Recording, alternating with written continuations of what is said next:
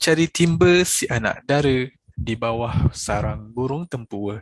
Salam sembah pembuka bicara. Selamat datang untuk semua.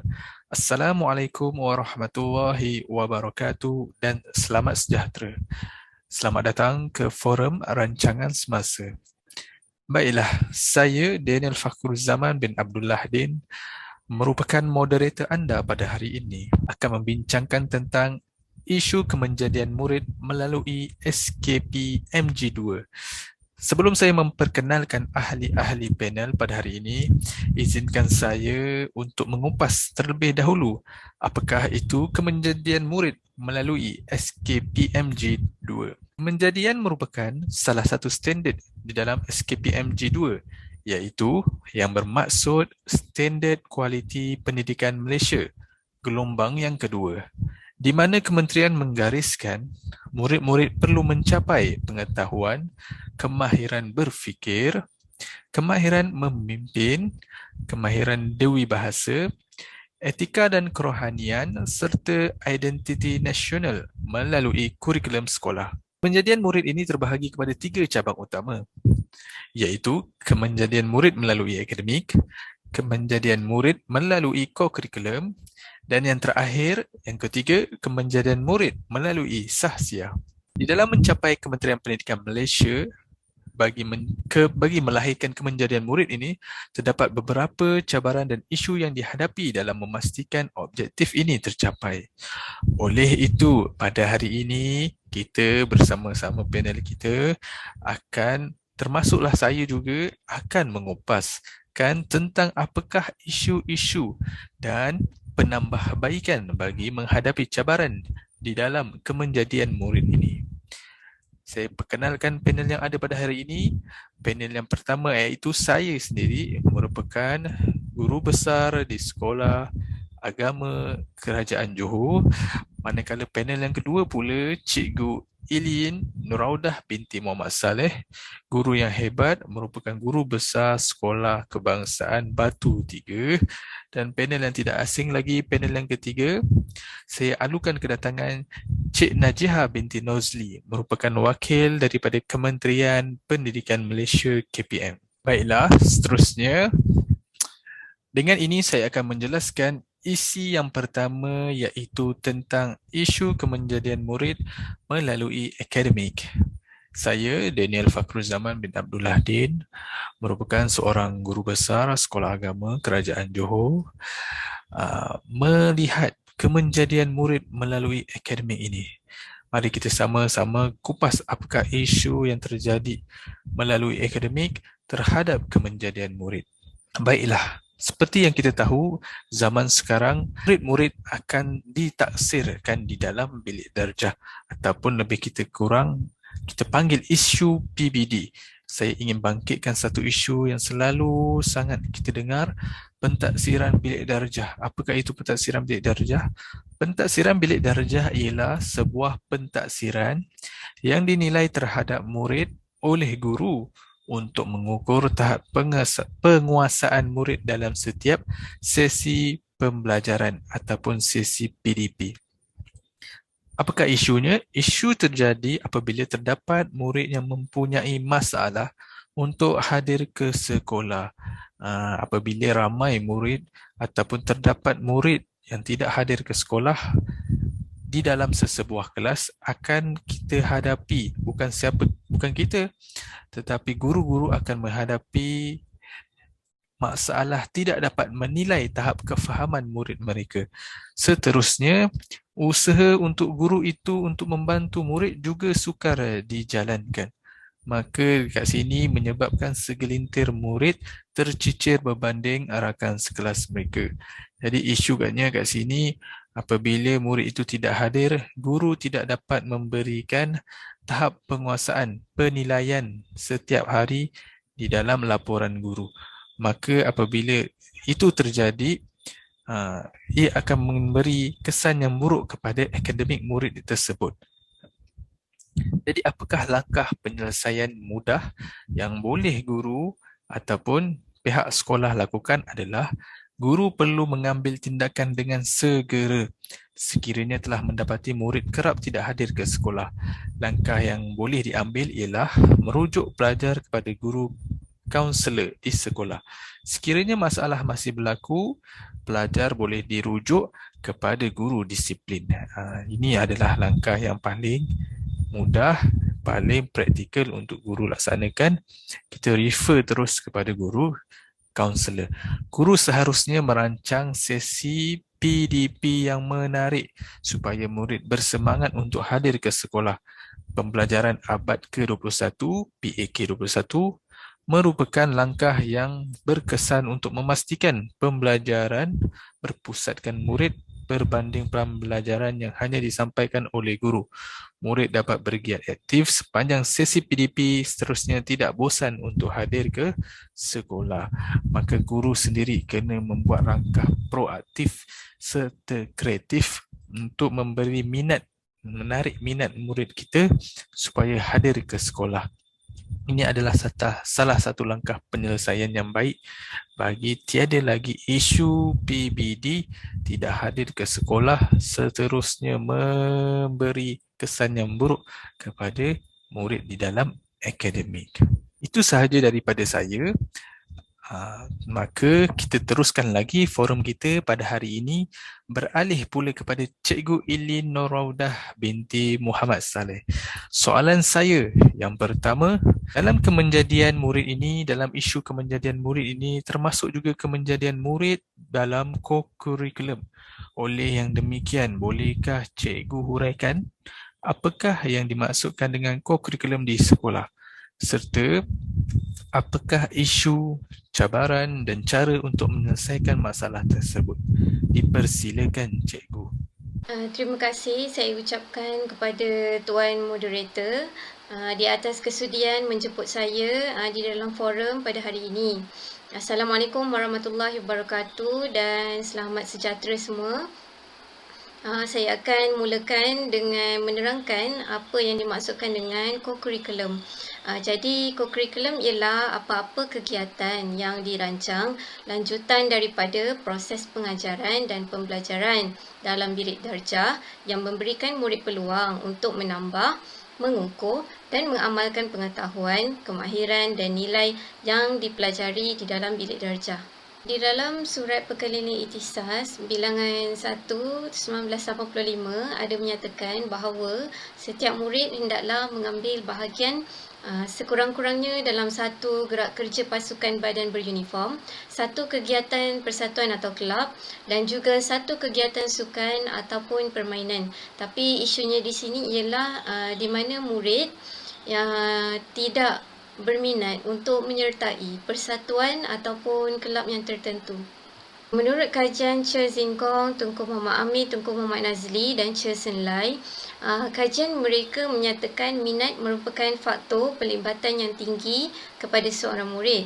Sekiranya murid betul-betul meminati sesuatu aktiviti, mereka akan lebih proaktif dan juga memperuntukkan masa yang lebih di dalam aktiviti tersebut. Tetapi kemenjadian murid tidak akan berlaku apabila mereka tidak berminat dan turut serta dalam aktiviti tersebut. Kedua ialah murid lebih mementingkan kurikulum dan pencapaian akademik berbanding co-curriculum. Menurut Osman 2008, kebanyakan kegiatan co-curriculum kurang diambil berat oleh pelajar kerana penilaian dalam pengajian hanya menekankan kecemerlangan dalam akademik. Walaupun kegiatan co-curriculum merupakan sebahagian daripada kurikulum pengajian. Hal ini dikukuhkan lagi dengan sistem di sekolah yang menitik beratkan kecemerlangan akademik dan sumbangan peratus kecemerlangan akademik adalah lebih banyak berbanding peratusan co-curriculum. Jadi murid cenderung untuk memilih akademik berbanding co-curriculum. Tiga ialah menyertai aktiviti atau pertandingan secara tangkap muat dan tiada pendedahan awal. Murid yang menyertai pertandingan ini adalah secara spontan. Mereka dipilih bukan atas dasar kemahiran. Malahan murid langsung tiada pendedahan awal tentang aktiviti ataupun pertandingan yang dipertandingkan. Jadi kesannya murid tidak dapat ilmu tentang co-curriculum yang sepatutnya murid dapat. Faktor yang kedua adalah melalui guru, di mana guru kemahiran dan kepakarannya masih kurang dalam mengendalikan takwim tahunan dan latihan di sekolah. Pelaksanaan co-curriculum di sekolah tidak begitu menggalakkan ataupun tidak mendapat sepenuh sokongan.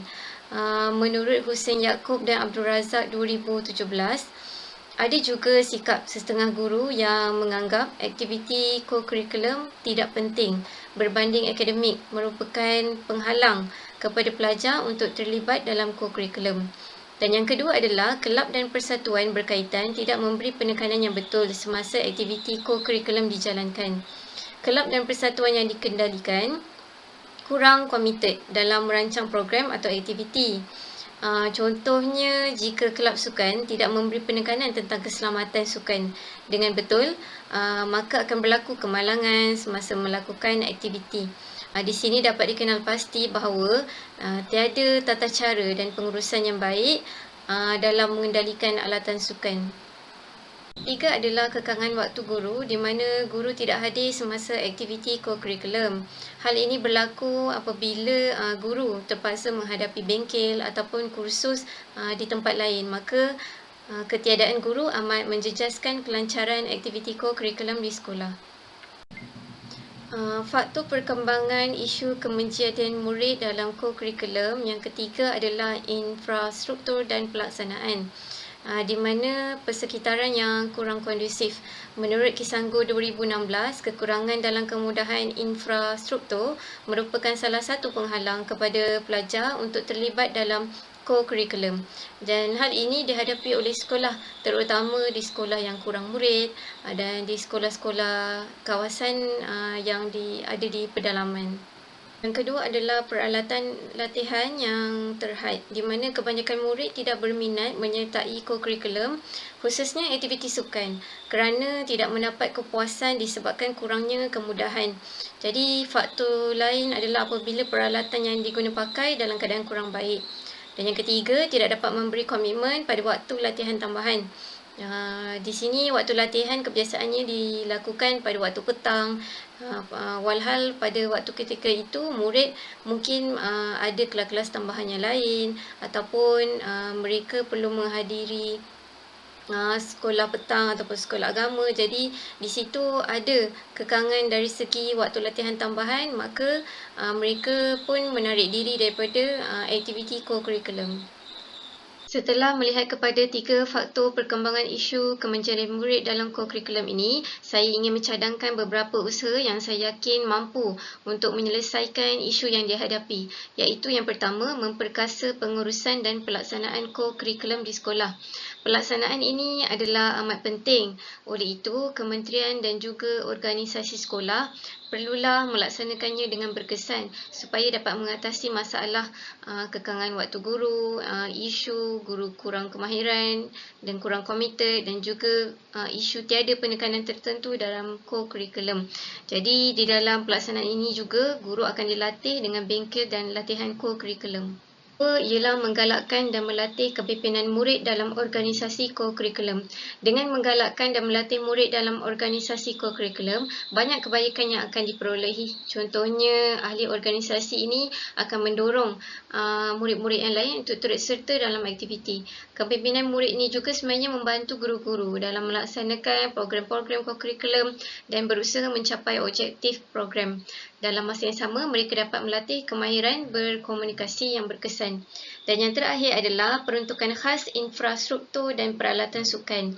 Di mana dengan adanya peruntukan khas ini dapat menyelesaikan isu persekitaran yang kurang kondusif dan juga peralatan yang terhad. Jadi bukan sahaja agensi kerajaan, agensi luar juga digalakkan untuk memberi sumbangan. Kesimpulannya, kemenjadian murid iaitu 6 aspirasi murid akan mampu dicapai melalui co-curriculum sekolah dengan kerjasama dan sokongan yang padu di antara semua, termasuklah pihak kementerian, agensi luar, guru, murid, ibu bapa dan juga masyarakat. Saya kira sampai sini sahaja untuk perkongsian saya pada forum kali ini, dan saya serahkan semula kepada Tuan Moderator. Terima kasih banyak kepada panel yang kedua di atas pencerahan yang sangat padat dengan isi yang bernas itu tadi. Saya beralih pula kepada panel kita yang terakhir, yang seterusnya, iaitu Cik Najihah binti Nozli sebagai wakil daripada Kementerian Pelajaran Malaysia. Adakah pihak Kementerian Pendidikan Malaysia ada mewujudkan sistem kes salah laku pelajar dan apakah usaha-usaha yang diperkenalkan untuk meningkatkan kemenjadian sahsiah murid itu sendiri? Terima kasih kepada Tuan Moderator pada hari ini. Okey, baik. Saya akan menerangkan tentang kemenjadian sahsiah murid, iaitu dari segi bahasa. Sahsiah bermaksud kepribadian yang dimiliki oleh pelajar untuk menjadi insan yang berguna. Iaitu dari segi istilah, iaitu kepribadian atau peribadi dalaman seseorang yang unik dan boleh dizahirkan dalam bentuk tingkah laku dan cara berfikir. Jadi seperti kita maklum, kemenjadian murid dari segi sahsiah, yakni sahsiah banyak maksudnya, banyak pengertian sahsiah yang boleh kita dapat, iaitu sahsiah ini merupakan sistem kecenderungan tingkah laku individu, iaitu selain itu sahsiah ini juga menunjukkan cara bertindak yang tersendiri. Cara bertindak itu adalah lebih kurang sama dari sehari ke sehari. Selain itu, sahsiah sebagai corak keseluruhan individu yang merangkumi cara dia berfikir, berasa, tingkah laku dan cara berhubungnya dengan alam sekitar. Jadi, sahsiah ini juga merupakan sifat kepribadian seseorang yang bersifatkan personality, iaitu gambaran peribadi, personality individu itu yang membezakan dengan orang lain. Jadi sifat ini merangkumi, dia merangkumi gaya hidup, kepercayaan, harapan, nilai motif, pemikiran dan sikap seseorang. Jadi itu adalah pengenalan bagi sahsiah, yakni sahsiah ini dari segi secara keseluruhannya, sahsiah ini merupakan kepribadian tingkah laku seseorang individu. Baik. Jadi dalam kemenjadian sahsiah murid ini, yang di dalam standard 5, dalam SKPMG 2, iaitu kemenjadian sahsiah murid. Jadi kemenjadian sahsiah murid ini dia terletak di nombor 3. Jadi kemenjadian murid ini ada 3, iaitu kemenjadian dari segi akademik, core curriculum, dan yang ketiga yang inilah adalah ini, iaitu kemenjadian sahsiah murid. Jadi di sini ada 5 item yang boleh kita lihat, iaitu yang pertama purata peratus kehadiran murid ke sekolah bagi tahun terkini, dan yang kedua peratus murid yang terlibat dalam kes salah laku iaitu kes ringan bagi tahun terkini, dan yang ketiga iaitu peratus murid yang terlibat dalam kes salah laku kes sederhana bagi tahun 2000 bagi tahun terkini. Dan yang keempat, peratus murid yang terlibat dalam kes salah laku kes berat bagi tahun terkini. Dan yang terakhir iaitu peratus murid yang melakukan amalan baik bagi tahun terkini. Jadi kelima-lima item ini merupakan di bawah aspek kemenjadian sahsiah murid dalam SKPMG 2. Okay, jadi kita tengok berkait dengan soalan Tuan Moderator itu tadi, adakah KPM mewujudkan satu sistem bagi merekod kes salah laku pelajar? Ya, betul. Kementerian Pelajaran Malaysia ada mewujudkan sistem salah laku disiplin murid, iaitu SSDM. Yakni SSDM ini merupakan kemudahan kepada pihak sekolah atau guru ke atas pelajar-pelajar agar mereka dapat mengikuti perkembangan disiplin murid, iaitu SSDM. Jadi SSDM ini merupakan untuk merekod maklumat salah laku disiplin murid di seluruh Malaysia. Contoh maklumat salah laku disiplin, contoh kes salah ringan, sederhana atau berat. Contoh kes kecurian, vandalism, juvana dan sebagainya. Kesalahan-kesalahan ini merupakan kes disiplin dan akan direkodkan di dalam SSDM. Jadi yang kedua, apa objektifnya SSDM ini? Iaitu untuk membentuk sahsiah dan jati diri murid dengan menggalakkan murid dalam mengamalkan nilai-nilai murni dan pekerti mulia dalam kehidupan seharian. Jadi dengan SSDM ini juga mengelakkan murid-murid itu terjerumus dalam perkara-perkara keburukan ataupun perkara negatif murid. Jadi dengan adanya SSDM ini, mereka tidak mahu untuk melakukan perkara-perkara negatif tersebut. Jadi yang ketiga iaitu memantau pengurusan di sekolah, memantau pengurusan di semua peringkat, membuat perancangan bagi mengatasi dan mengawal masalah disiplin murid dengan lebih teratur, baik dan berkesan.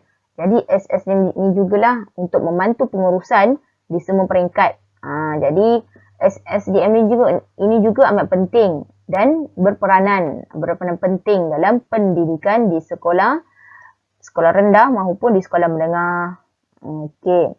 Jadi sistem ini juga merupakan satu modul yang berada di bawah modul pengurusan murid. Jadi semua guru perlu mengisi maklumat tersebut, mengisi maklumat pelajar. Okey, seterusnya. Okey, ini adalah antara modul SSDM KPM yang saya terangkan tadi, iaitu yang pertama merekod kes-kes salah laku murid, menyimpan perincian maklumat murid dan sekolah, menjana dan memaparkan laporan statistik salah laku dan menjana surat amaran ponteng mengikut tahap. Jadi ini antara 4 modul SSDM KPM yang mana kes salah laku direkodkan di dalam ini, maklumat murid dari segi latar belakang murid, pribadi murid dan sekolah.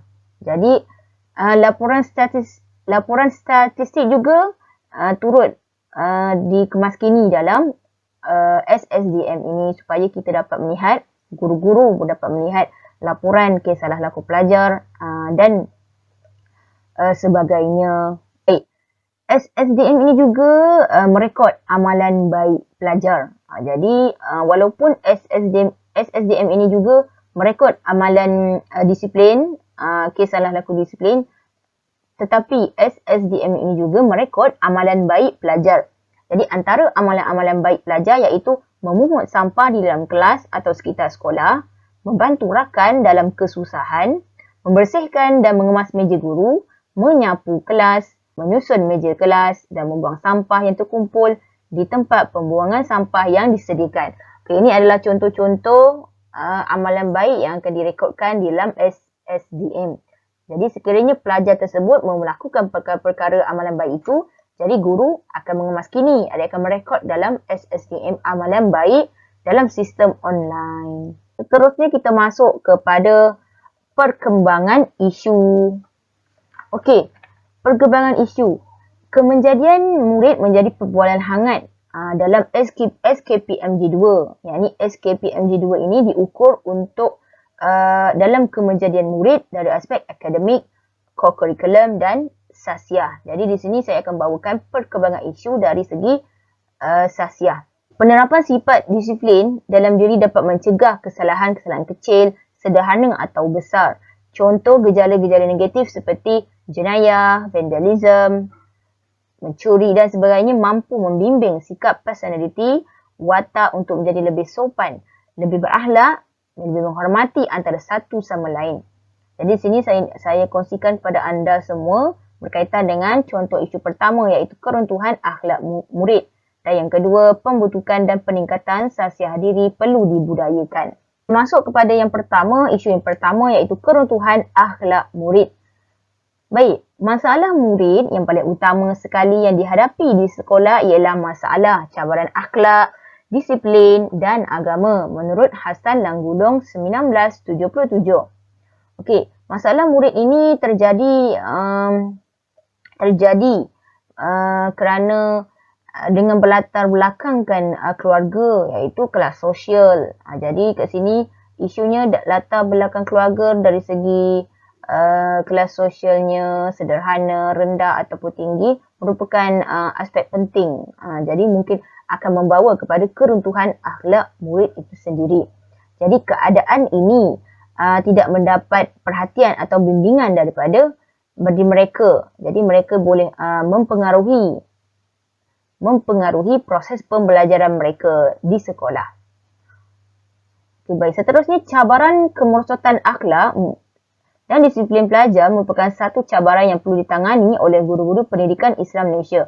Jadi guru-guru pendidikan Islam di Malaysia memainkan peranan penting dalam membendung, membantras keruntuhan akhlak murid terjadi di sekolah maupun di mana-mana. Jadi kita merupakan fungsi yang penting lah untuk membendung keruntuhan akhlak murid itu terjadi, dan kita akan boleh mengurangkan kes-kes keruntuhan akhlak murid itu sendiri. Pembentukan dan peningkatan sahsiah diri. Okey, kepincangan sahsiah diri murid dalam institusi pendidikan adalah dengan sikap hormat menghormati terhadap guru, rakan-rakan dan pembudayaan ilmu itu sendiri. Jadi, amalan bertegur sapa dan menghadiahkan senyuman tidak mengunjangi sahsiah murid. Jadi, perkara ini amat jelas. Yang kita nampak adalah amalan bertegur sapa dan menghadiahkan senyuman tidak lagi mengunjangi, tidak lagi hadir dalam sahsiah murid atau remaja tersebut. Okay, contoh, guru masuk dalam kelas untuk mulakan sesi pengajaran dan pembelajaran. Jadi segelintir pelajar tidak mahu ataupun sukar untuk melihat mereka mengucapkan salam kepada guru. Jadi ini kurang dihargai. Walau hakikatnya, jadi ini merupakan perkara yang tidak dihargai lah oleh murid. Jadi walaupun pada hakikatnya guru adalah insan kedua selepas ibu bapa mereka, jadi mereka guru-guru ini juga merupakan penting. Jadi sebab guru-guru ini merupakan ibu bapa mereka yang kedua selepas ibu bapa mereka. Okey, baik. Jadi, okey. Kita teruskan kepada usaha-usaha penambahbaikan. Okey, antara usaha-usaha penambahbaikan ini adalah pihak sekolah mewujudkan sesi kaunseling pelajar dalam membantu murid atau remaja mengatasi masalah mereka. Seterusnya, memberi pendidikan dan latihan lebih kepada pelajar bagi mengurangkan kes. Contoh, kes salah ringan, kes berat dan sebagainya. Seterusnya, semua pihak amat bertanggungjawab dalam memainkan peranan masing-masing, khususnya terutama kepada ibu bapa. Jadi, seterusnya, okey, kita masuk kepada sesi kaunseling. Okey, di sekolah, guru juga boleh mengadakan khidmat kaunseling di sekolah, iaitu kaunseling sebagai penunjuk arah kerjaya yang patut dituju oleh murid atau remaja. Jadi, guru kaunselor di sekolah ini juga boleh mengadakan kaunseling rakan sebaya dalam kalangan murid. Ini merupakan jalan terbaik untuk membantu hubungan yang sihat bagi memupuk rasa tanggungjawab antara satu sama yang lain. Jadi, ini merupakan perkara-perkara penting dan amat terjadi, dan perkara-perkara ini akan mengakibatkan kemenjadian sahsiah murid itu sendiri. Jadi secara kita nampak kemenjadian sahsiah murid ini merupakan perkara yang penting untuk melahirkan sahsiah murid itu dari segi sifat positif, berketerampilan, kreatif, berdaya saing dan sebagainya. Jadi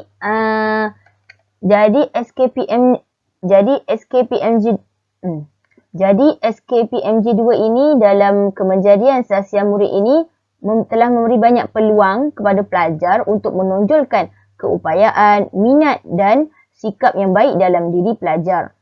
Jadi sahsiah murid ini adalah satu yang mahal dan tidak ternilai jika dapat dibentuk menggunakan acuan yang baik, kerana ia bakal menentukan masa depan generasi akan datang.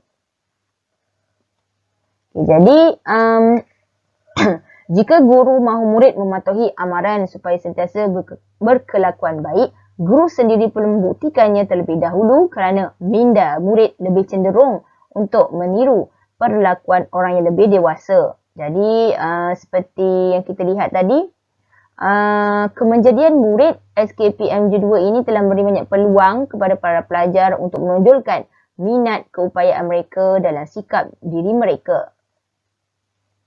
Okey, sekian sahaja kemenjadian sahsiah murid. Sekian sahaja kemenjadian sahsiah murid kita pada hari ini. Sekian sahaja penerangan kemenjadian sahsiah murid kita bagi forum pada hari ini. Sekian, terima kasih. Terima kasih kepada Puan Najihah di atas penerangannya tadi. Wow, kita dapat lihat Kementerian Pelajaran Malaysia dilihat sangat komited dan berusaha baik dalam menangani isu sahsiah murid ini. Baiklah, penerangan yang diberikan begitu jelas oleh ketiga-tiga panel pada hari ini dengan pendapat yang sangat cemerlang serta mencadangkan usaha-usaha yang amat bernas sekali dengan mengambil kira alternatif yang ada. Baiklah, sebagai konklusinya, untuk memastikan kemenjadian murid melalui SKPMG2 ini yang dihasratkan, ianya adalah merupakan prioriti utama. Ya, merupakan prioriti utama oleh semua pihak dalam mendepani tuntutan global yang kian mencabar ini. Marilah kita bersama-sama semua pihak agar berganding bahu mengusahakan cadangan-cadangan penambahbaikan agar kemenjadian murid dapat dicapai. Seterusnya, negara akan melahirkan generasi berkualiti. Saya ucapkan terima kasih kepada semua panel pada hari ini kerana sudi meluangkan masa kita berforum bersama. Terima kasih banyak.